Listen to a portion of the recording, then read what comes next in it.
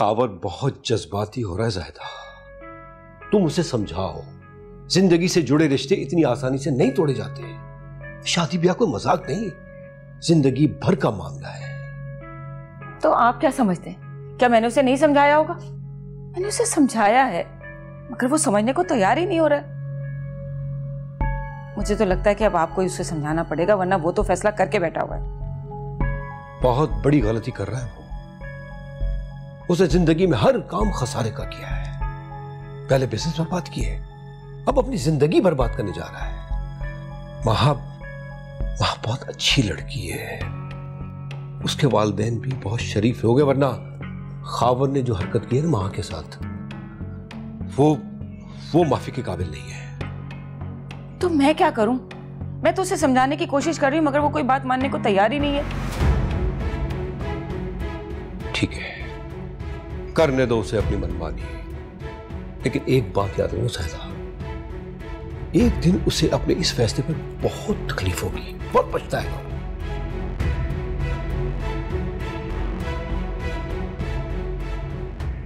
मैं सोच भी नहीं सकता था कि बज़ाहिर शरीफ नजर आने वाले लोग इतने घटिया और लालची हो सकते हैं। तुमने अपना जेवर, अपनी प्रॉपर्टी, सब कुछ बेचकर उसकी बिजनेस में लगा दिया, और उसने तुम्हारे साथ ये सलूक किया। मेरा तो दिल चाहता है कि अपने हाथों से उसकी जान ले लूं। पापा, मैं तो खावर की मदद करना चाहती थी, हर हाल में उनका साथ देना चाहती थी, और हर हाल में मैंने उनका साथ दिया भी, और उन्होंने मेरे साथ। बेटा, तुम्हारा इसमें कोई कसूर नहीं है, गलती हमारी है। हमने तुम्हारे लिए उस जलील शख्स का इंतखाब किया, हमें माफ कर देना बेटा। पापा, आप प्लीज मुझसे माफी मत मांगिए, आपका कोई कसूर नहीं। ये सब कुछ तो मेरी किस्मत में लिखा था। जो दुख, जो आजमाइशें किस्मत में लिखी होती हैं, वो तो बर्दाश्त करनी पड़ती है ना पापा। नहीं बेटा, अब मैं तुम्हें कोई दुख बर्दाश्त नहीं करने दूंगा। खावर की असलियत तुम्हारे सामने आ चुकी है, अब मैं तुम्हें उसके पास वापस कभी नहीं भेजूंगा। तुम्हें किसी बात की फिक्र करने की जरूरत नहीं है, मैं तुम्हारे साथ हूं। तुम जो भी फैसला करोगी उसमें मैं तुम्हारे साथ होऊंगा बेटा। जीती रहो बेटा, जीती रहो।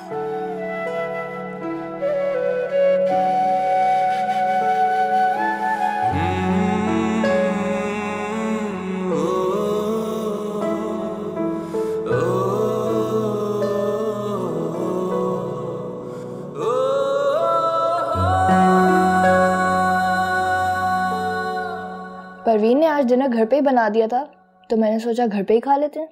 रियली? अच्छा, चलो यार, ये तो अच्छी बात है, क्योंकि बाहर से तो हम ऑर्डर करते ही रहते हैं।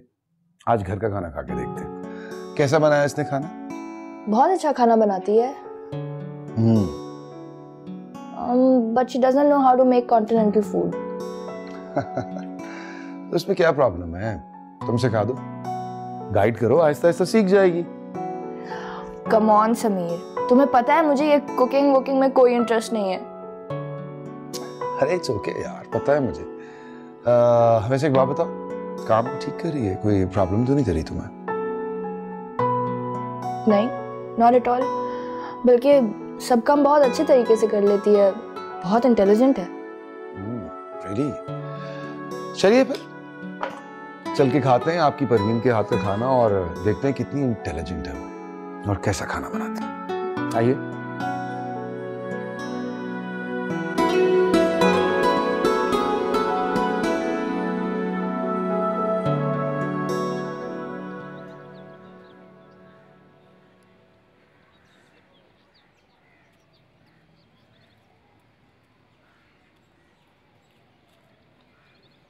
ये क्या है, किसने भेजा?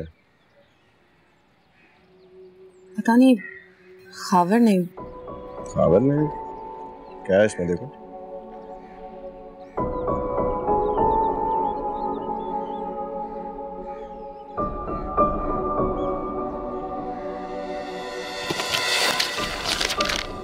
क्या हुआ, क्या लिखा है इसमें?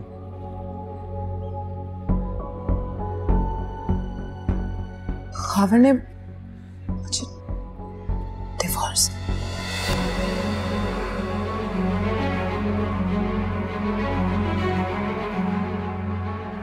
परेशान मत हो, आओ अंदर चल के बात करो। आओ जल्दी आओ। रिलैक्स माँ।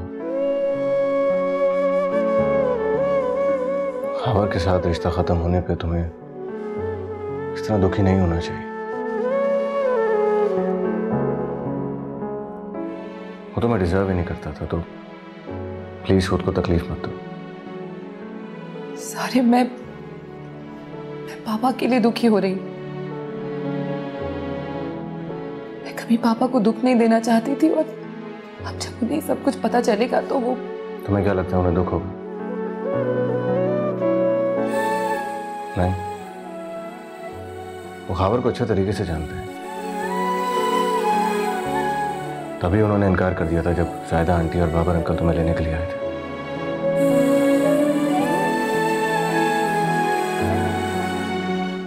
भाईजान तुमसे बहुत प्यार करते हैं, तुम्हें दुखी नहीं देख सकते, तो प्लीज खुद को तकलीफ मत दो। मैं, भाईजान, हम सब हैं तुम्हारे साथ। प्लीज।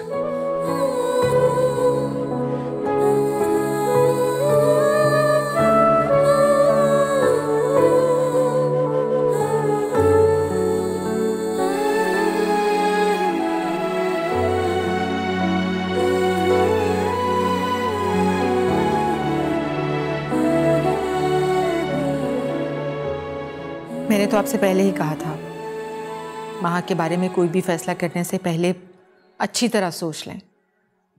अब देख लिया नतीजा, जिंदगी बर्बाद हो गई बेचारी की। मुझे कोई अफसोस नहीं है। अच्छा हुआ उस घटिया शख्स से मेरी बेटी का रिश्ता खत्म हो गया। मेरा बस चले तो उस शख्स को जान से मार दूं जिसने मेरी बेटी पर इतना टॉर्चर किया है। लेकिन तुम्हें क्या महक से कोई हमदर्दी नहीं, कोई दुख नहीं है? कैसी बातें कर रहे हैं आप? मैं तो लोगों की बात कर रही हूं कि लोग तलाक याफ्ता लड़की के बारे में कितना अजीब सोचते हैं। हालांकि लड़की का कोई कसूर नहीं होता, लेकिन फिर भी ऐब हमेशा उसी में तलाश करते हैं। मुझे लोगों की परवाह नहीं है। मैं अपनी बेटी के साथ हूं और उसका हमेशा सहारा बना रहूंगा। मुझे अपनी बेटी की खुशी अजीज है, और तुम्हें भी लोगों की परवाह करने की जरूरत नहीं है, समझी तुम?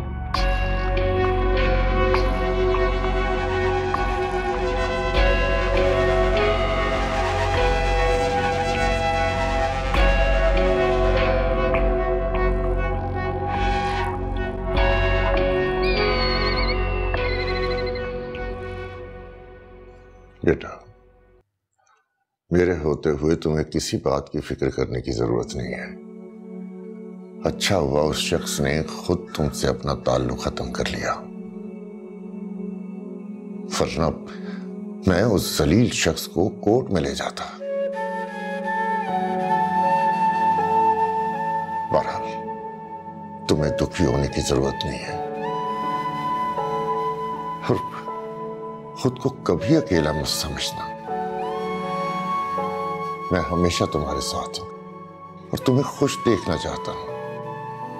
बस अब मैं वही करूंगा जिसमें तुम्हारी खुशी और भलाई होगी। बेटा, आज से तुम अपनी पिछली सारी जिंदगी को भुलाकर एक नई जिंदगी का आगाज करो और हमेशा खुश रहो। पापा, मैं आपसे कुछ पूछना चाहती हूँ।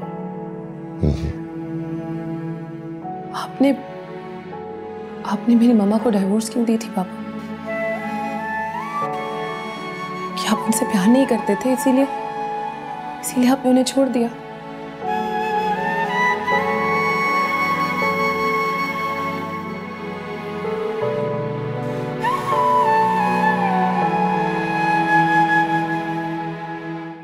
मेरी समझ में नहीं आ रहा कि इतना बड़ा फैसला तुम अचानक कैसे कर सकती हो।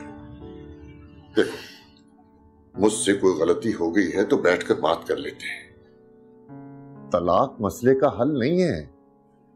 बड़े फैसले अचानक ही हो जाते हैं रियाज। मैंने फैसला कर लिया है कि तुम मुझे डिवोर्स दे दो।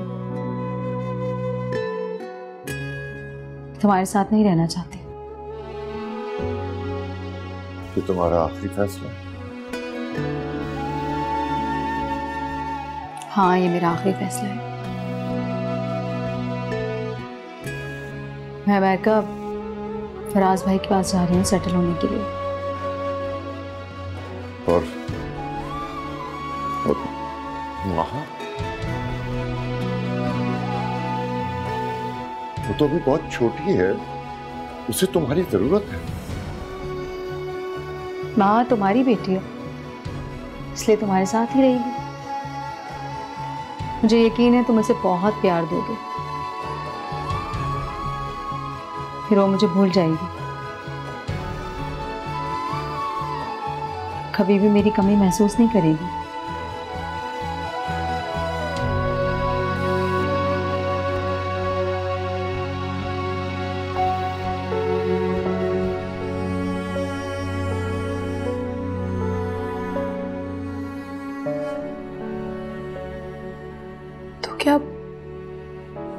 तो क्या मामा किसी और से शादी करना चाहती थी, या वो किसी और को पसंद करती थी पापा? हरगिज़ नहीं, तुम्हारी माँ ऐसी औरत नहीं थी। वो मुझसे और तुमसे बहुत मोहब्बत करती थी, हमें दुखी नहीं देखना चाहती थी।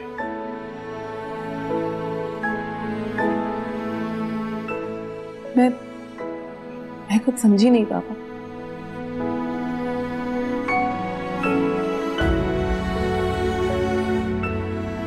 तुम्हारी मां को ब्लड कैंसर था,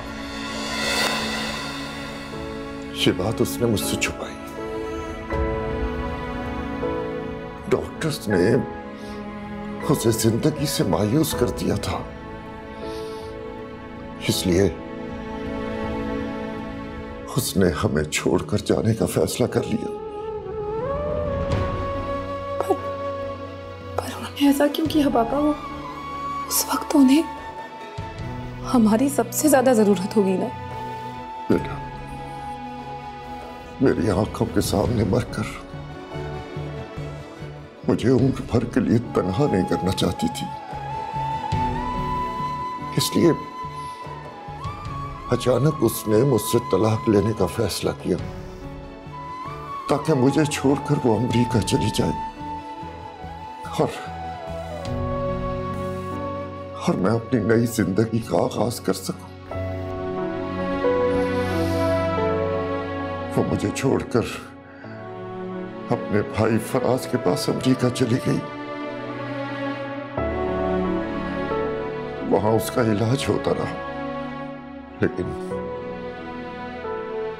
हमारे दुख ने मौत से पहले उसे अपनी आगोश में ले लिया, मौत के और करीब कर दिया। वो ज्यादा नहीं जी सकी।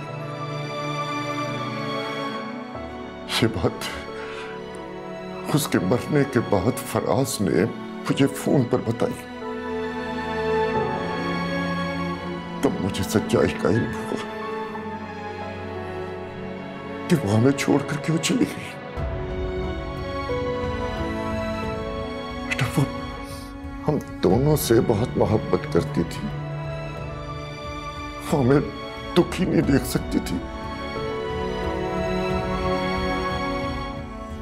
सॉरी पापा, मुझे आपसे सब कुछ नहीं पूछना चाहिए था। जी,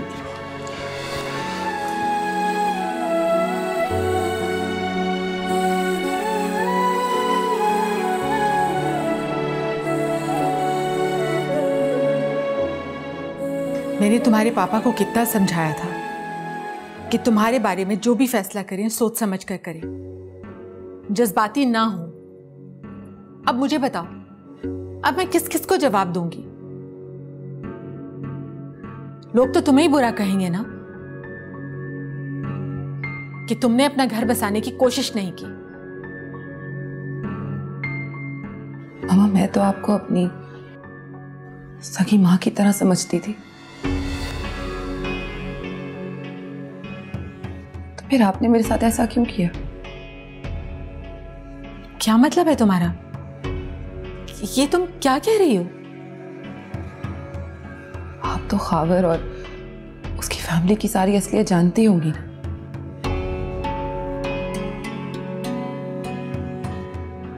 फिर भी आपने मेरी शादी खावर से करवा दी। क्यों? क्योंकि मैं सौतेली हूं, आपकी सगी बेटी नहीं हूं मैं। तुम मुझे गलत समझ रही हो महा। मैंने ऐसा जानबूझकर नहीं किया। मैंने हमेशा तुम्हें अपनी बेटी ही समझा है। यकीन करो, मुझे जायदा और खावर के बारे में कुछ भी ऐसा इल्म नहीं था। वो लोग तो बहुत पहले ही दुबई सेटल हो गए थे। मैंने तो माँ होने की हैसियत से तुम्हारा अच्छा ही सोचा था। लेकिन आप ये तो जानती थी, आप जानती थी कि सारे मुझे पसंद करता है, मोहब्बत करता है मुझसे। मामा, उसके बावजूद भी आपने उसे फोर्स किया कि वो नीरव से शादी कर ले।